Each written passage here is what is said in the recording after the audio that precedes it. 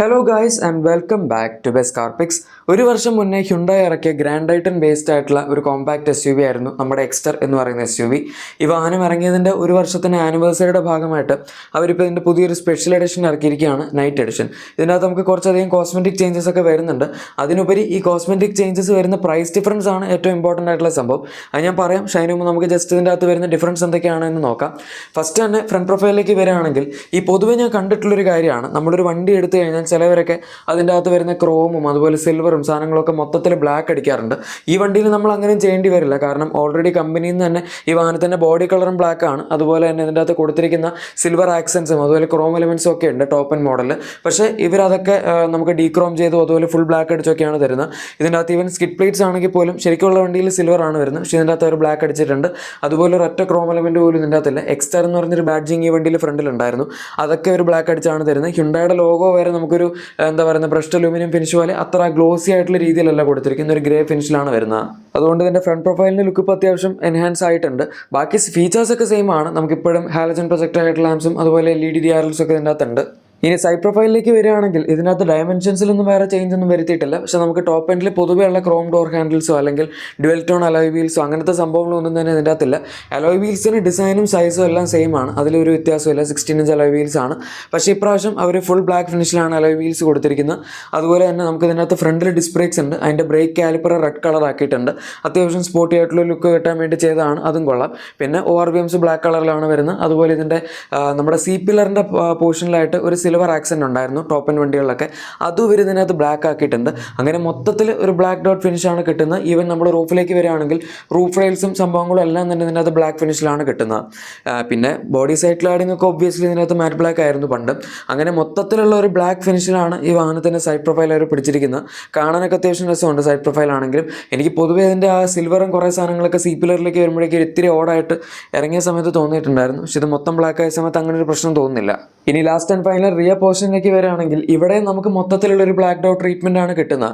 മെയിനായിട്ട് ഹ്യുണ്ടായുടെ ലോഗോ ഒക്കെ അവർ ഒരു ഗ്രേ ഫിനിഷ് ആക്കി. അതുപോലെ ടെയിൽ ലാംപ്സ് കണക്ട് ചെയ്യുന്ന സംഭവം ബ്ലാക്ക് ആണ്, അത് ഓൾറെഡി ബ്ലാക്ക് ആയിരുന്നു. ബാക്കി സംഭവങ്ങളൊക്കെ സെയിം ആണ്. കണക്റ്റഡ് ടെയിൽ ലാംപ്സ് ഒന്നും ഇല്ല, അതായത് അവിടെ ലൈറ്റ് കൊടുത്തിട്ടില്ല, ഒരു ബ്ലാക്ക് പോർഷനാണ്. പിന്നെ നമുക്ക് ഇതിൻ്റെ അകത്ത് LED ടെയിൽ ലാംപ്സ് അവൈലബിൾ ആണ്. അതുപോലെ നമ്മുടെ ആ ഡിക്കി ഡോറിൻ്റെ, അതായത് ബൂട്ട് ഡോറിൻ്റെ ഏറ്റവും താഴത്തെ പോർഷനിലായിട്ട് ഒരു റെഡ് സ്ട്രിപ്പ് വരുന്നുണ്ട്. അതൊരു ഫ്രണ്ടിലും കൊടുത്തിട്ടുണ്ടായിരുന്നു, കുറച്ച് റെഡ് സ്ട്രൈപ്സ്. ഈ വാഹനത്തെ സ്പോർട്ടി ലുക്കായിട്ട് കാണിക്കാൻ വേണ്ടി ചെയ്തതാണ്.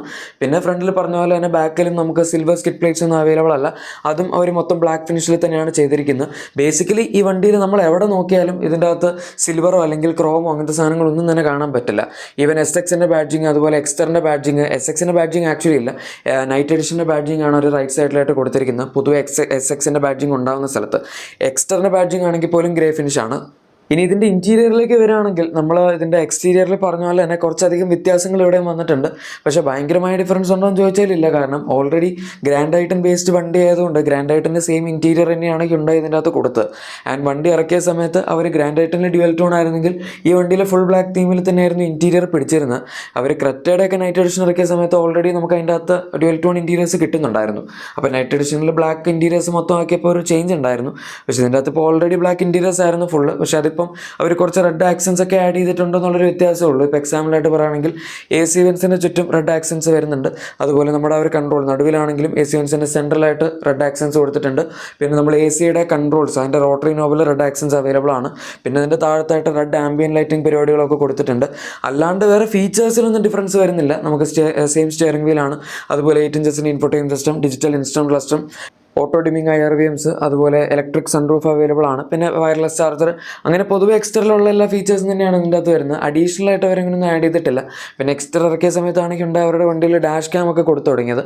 അത് ഈ മോഡലും കൊടുത്തിട്ടുണ്ട്, അതിലൊന്നും വേറെ കോംപ്രമൈസ് ഒന്നും വരുത്തിയിട്ടില്ല. ഇനി സീറ്റ്സിലേക്ക് വരികയാണെങ്കിൽ സീറ്റ്സിന് ഡിസൈൻ ഒന്നും മാറ്റിയിട്ടില്ല. ഈ വണ്ടിയുടെ ഒരു മെയിൻ പ്രശ്നമായിരുന്നു ഫ്രണ്ടിൽ അഡ്ജസ്റ്റബിൾ ഹെഡ് റെസ്റ്റുകൾ ഇല്ല എന്നുള്ളത്.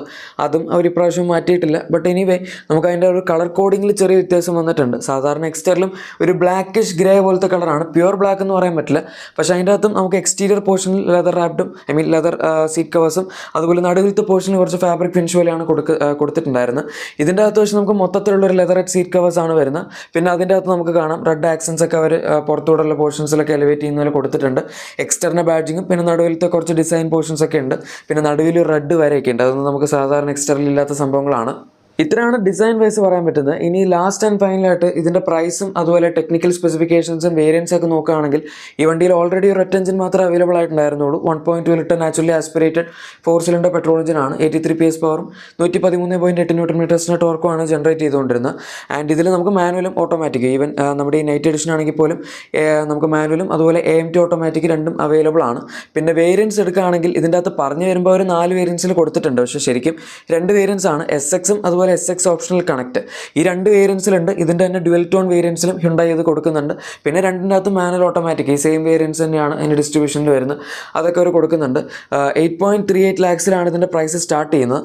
മാക്സിമം പ്രൈസ് പോകുന്ന 10.42 lakhs വരെയാണ്. ഇതെല്ലാം എക്സ്ഷോറൂം പ്രൈസാണ്. പിന്നെ ഞാനിതിൻ്റെ പ്രൈസ് വില കുഴപ്പമില്ല എന്ന് പറയാനുള്ള കാരണം നമ്മൾ നോർമൽ വേരിയൻ്റ് എടുക്കുന്നതും ഈ മോഡൽ എടുക്കുന്നതും തമ്മിലുള്ള പ്രൈസ് ഡിഫറൻസ് നോക്കുകയാണെങ്കിൽ അത് വളരെ കുറവാണ്. ജസ്റ്റ് 15,000 രൂപയുടെ പ്രൈസ് ഡിഫറൻസ് മാത്രമേ വരുന്നുള്ളൂ.